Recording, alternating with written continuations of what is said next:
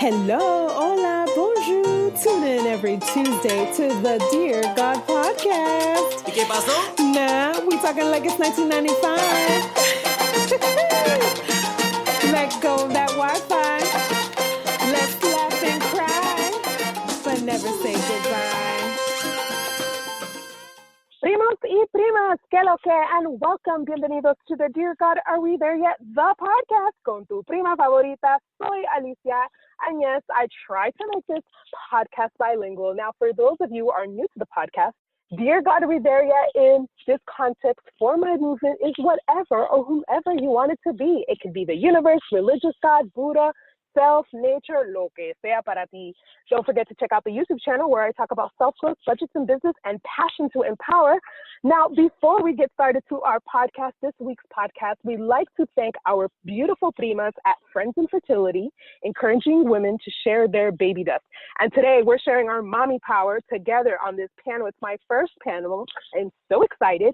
And we have some amazing mommies on the show. But before I get started into the show, I want to, dear God, how do we keep our children safe? This is such an important topic. As you guys all know, I'm a new mommy, and it's so much stress and so much beautifulness all in one time. But what's scary is keeping our children safe. And I want to give you the context behind this because I was reading, according to RAINN.org, that every 9 minutes, a child is exposed to sexual abuse or some type of abuse by an adult. Y la locura es, para decirte ustedes, que 1 in 9 girls this happens to, and 1 in 53 boys. This is insane. So mommies, I don't mind whoever speaks first. I wanted you to share with us. My first question on this panel is, do you have a parenting style or a communication style? Like, tell us, what age is your child? Is it a female or male or non-binary? Tú sabes, tengo que decir eso ahora porque el tiempo ha cambiado. And tell me if you have kind of like a certain parenting style, because I hear this all the time, like, oh, are you a free-range mom and it's this and that? And I'm like, yo no sé. I don't know. I'm just a mommy. But tell me, you guys. Tell me, mommies. Who wants to go first? I don't know. I'm just a mommy. I'm going with the flow. Hi, this is Dominique. My son's name is Malachi. He is 2 years old, a very new 2, and I don't have it figured out. I'm learning as I go, and I'm winging it, okay? I'm reading, I'm applying things that I can, and I'm being kind to myself. I'm not a helicopter mom. I kind of just, like when he falls and he gets hurt, so I'm like, are you okay? And he's like, okay. I'm like, all right, keep going. Do it again. I just make sure he's not bleeding and there's no concussion because I want him to live his best version. Just live his life. Explore. Yeah. We're exploring together. Okay. As far as sexual abuse, I want to implement what my mother did. I felt like it worked. I am concerned that the reason why she was the way she was, maybe she had something she's not quite being honest with us about, but it helped keep us safe. I want to do the same with Malachi. She kept the lines of communication open, and she always made me feel as if she would believe me. And that was so important. And again, I don't have a sad story to tell in that regard, but in my friend circle, I think I might be the only one without that story. You know, my mother trusted no one. She didn't even trust siblings. Okay. Yeah. Like, my brother and I weren't even allowed to be in a room together alone. Okay. Yeah. Yeah. Thank you for sharing. Thank you. No, I appreciate it. I have another question. Oh, but before, I want everybody to answer this question first. So whose mommy wants to go next? Okay. I have a 12-year-old daughter, and she is in split homes. That's all she's used to, actually, since she was a baby. So it is a little difficult when when the child is not with you all the time. Super difficult. But her father has another daughter, and most of the time we're on the same page, especially about, safety, as far as knowing where she is, at all times. I guess you can say I was kind of a helicopter mom.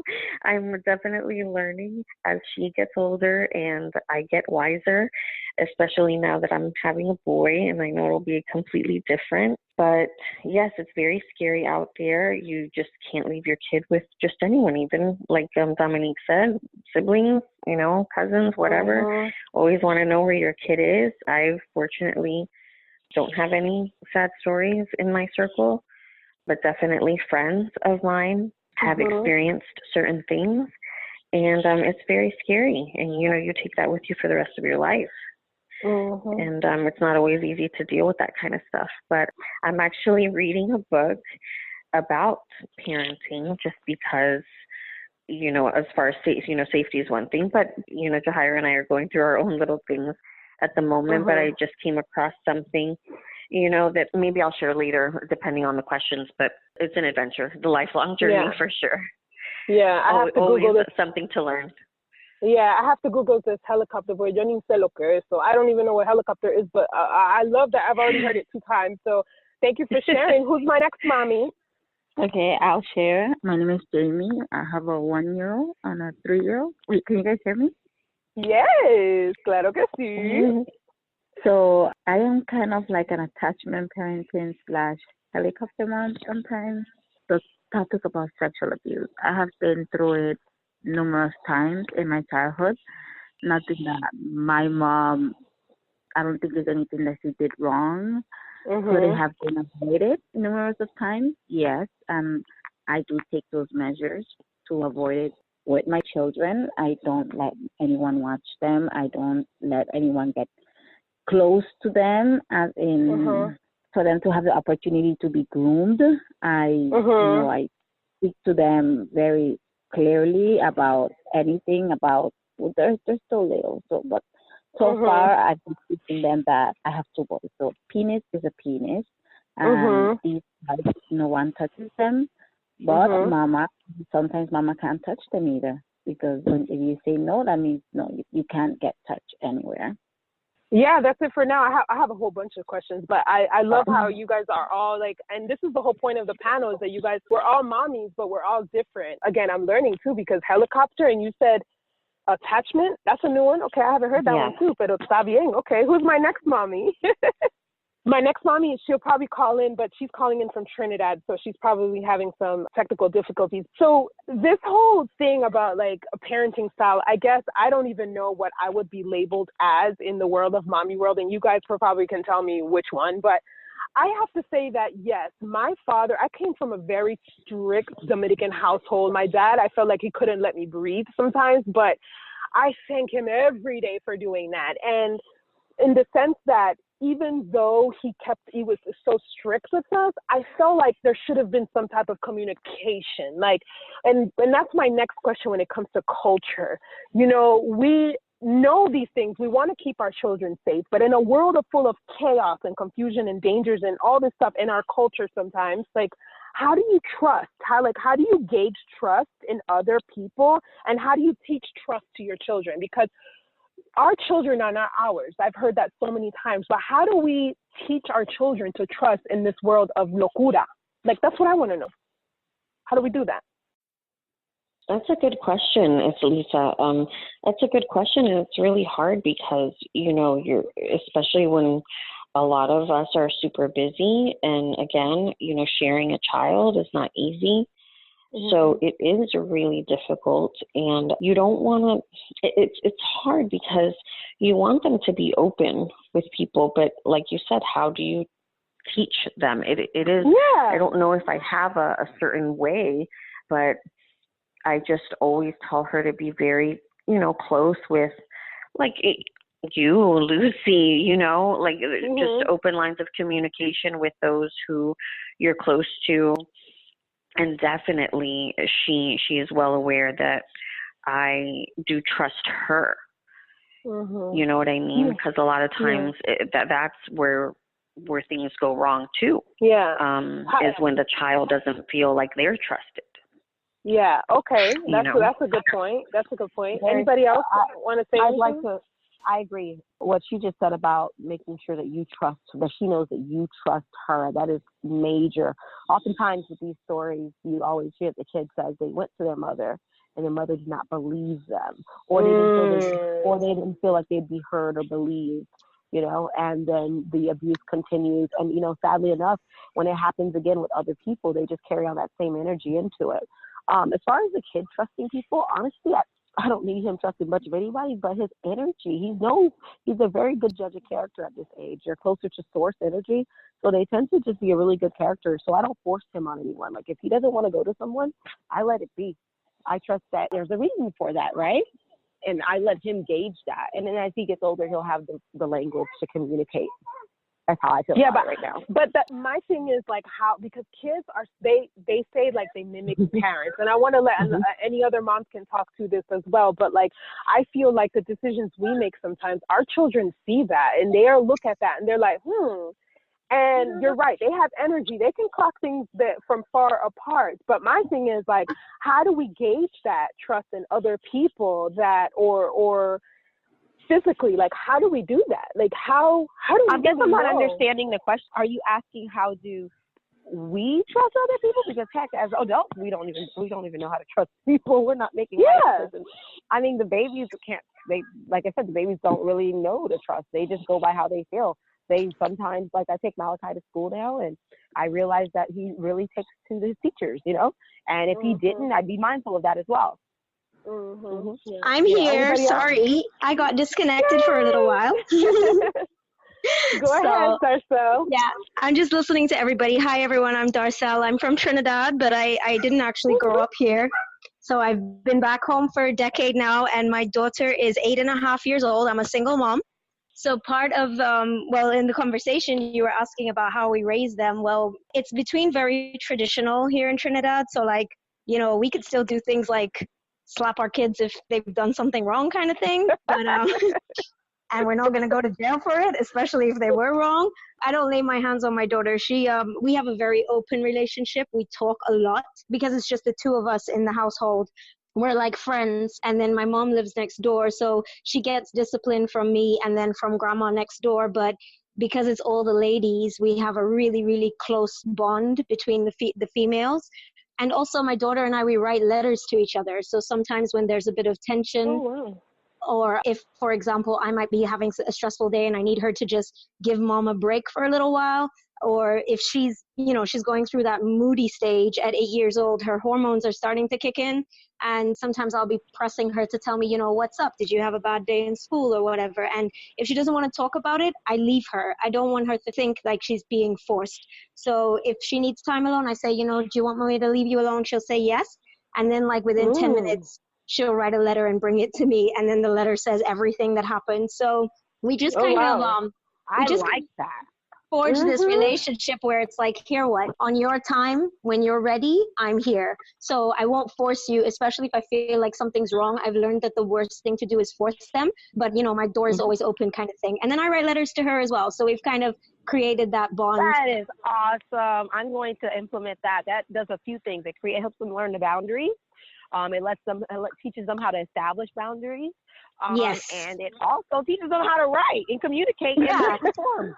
And the good thing is it teaches them boundaries with us as well, because even though we're their parents, we kind of take it for granted that, you know, okay, we have this attitude, especially I think within the Black and Caribbean community, we have this attitude of, I brought you into this world, I can take you out of it kind of thing. Like, you can have a problem with anybody else except me kind of thing. But I also want her to know that I, as her mom, respect her boundaries as well.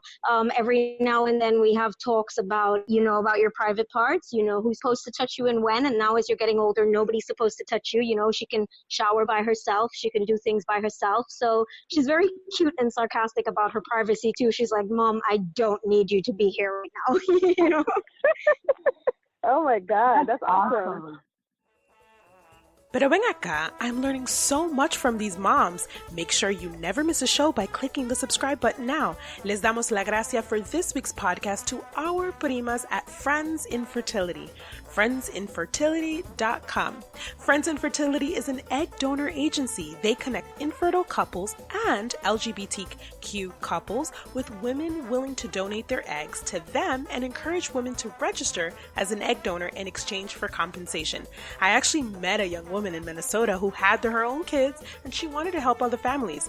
And as you all know my story, I had a hysterectomy and I'm so grateful for Friends in Fertility because they are making dreams come true for many families. Friends in Fertility. Now back to the show.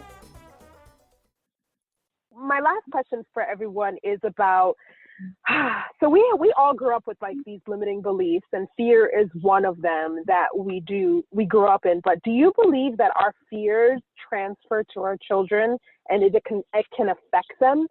Because I know personally there's things that, you know, when I was growing up, money was always like, not a fear, but it was always like, I'd ask my mom, I'm like, oh, mommy, yo quiero esto, I want this. She's like, no tengo dinero. I don't have any money. Like, and I'm like, but we do got money. Like, don't you work every day? Like, that was, you know, not to say that was a fear, but it was always like, oh, my mom's going to always say no. That's just an example. But do you believe that any type of our fears, they transfer to our children, and does it really affect them? Yes. Yeah. This is Lisa. Sometimes, like, I'm guilty of that, of telling my son, because he wants everything.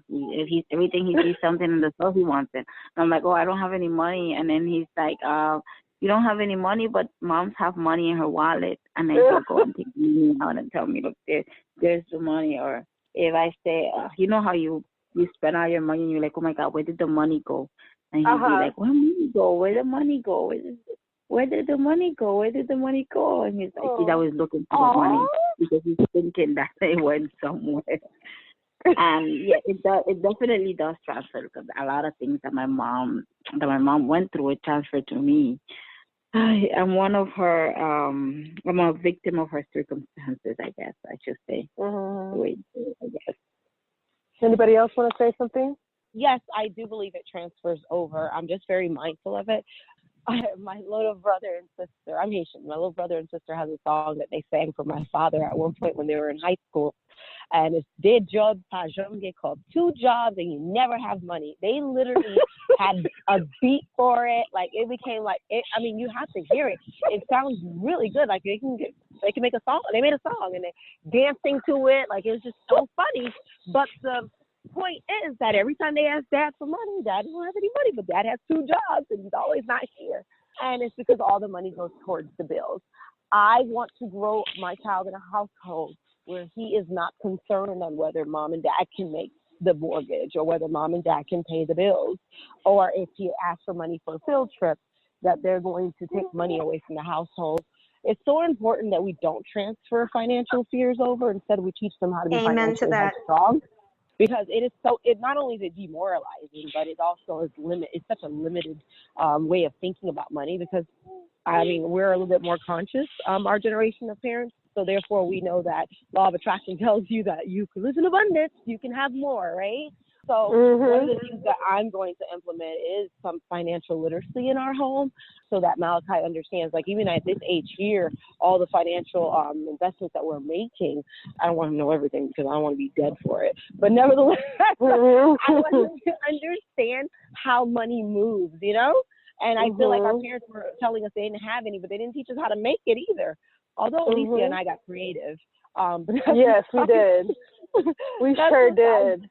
Yeah, but that's besides the point. So yes, our energy is transferred, and not just with money, it's with everything. Like I just told you earlier, my mother was very big on, you know, not leaving my brother and I together in one room, So every aspect of our fears transfer.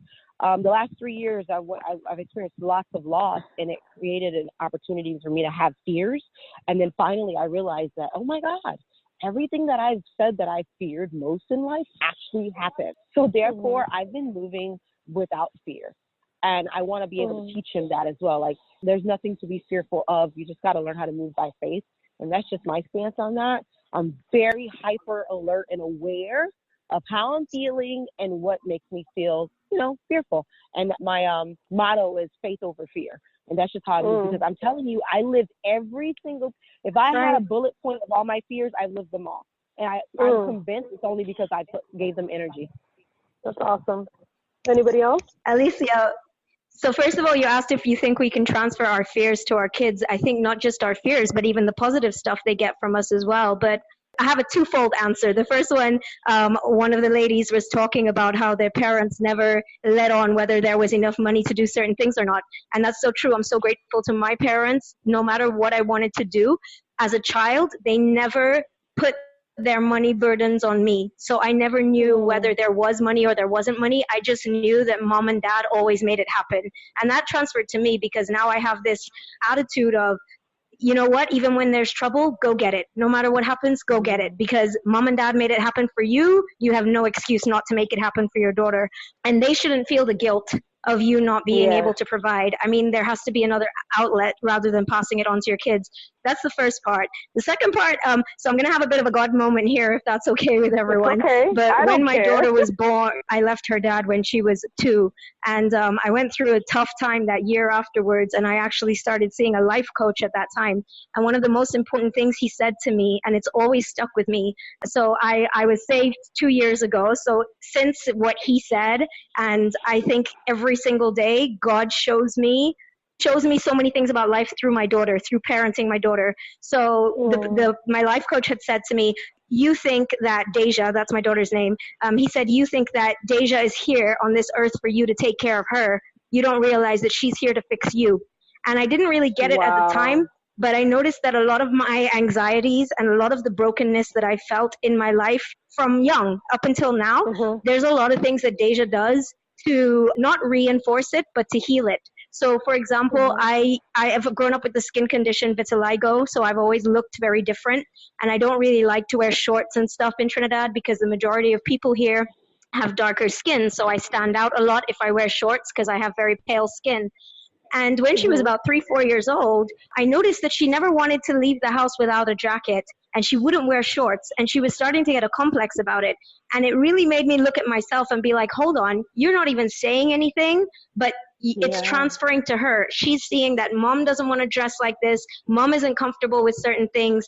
And as confident and talkative as I am, somehow it was transferring to her. She's like, no, mommy, I don't want my legs to show. I don't want my legs to show. So what ended up happening is one day I was like, you know what? F it. We picked up, we went to the beach, which is a place that I have so much anxiety over.